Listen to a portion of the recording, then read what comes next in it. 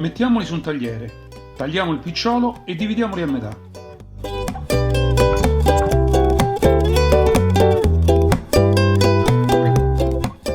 Ricordatevi di iscrivervi al canale e cliccare la campanella.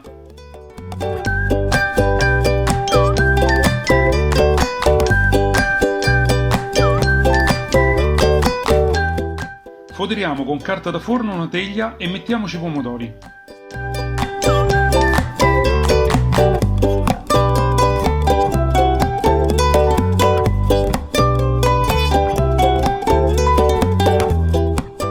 Facciamo delle piccole incisioni.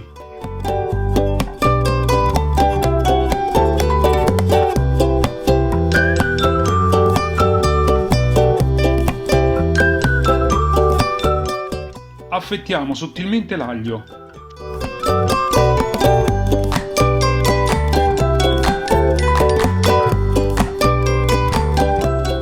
E mettiamo le fettine nelle incisioni fatte precedentemente.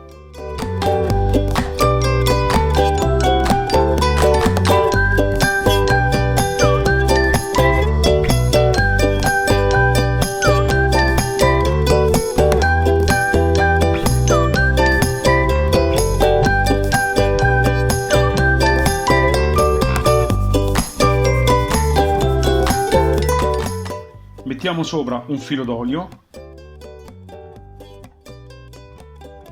sale e pepe.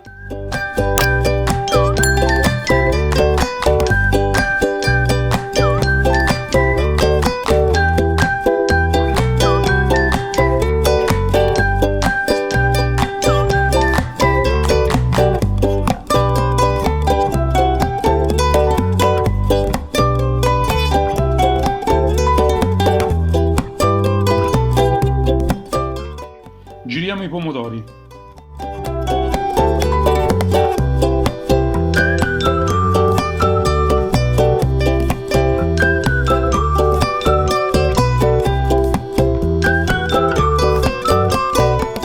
Condiamo anche questo lato con olio, sale, pepe ed origano.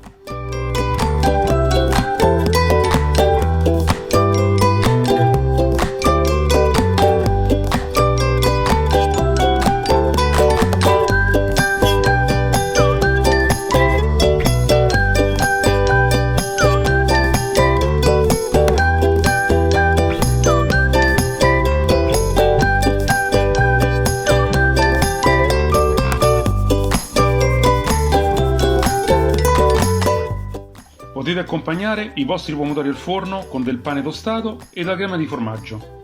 Buon appetito!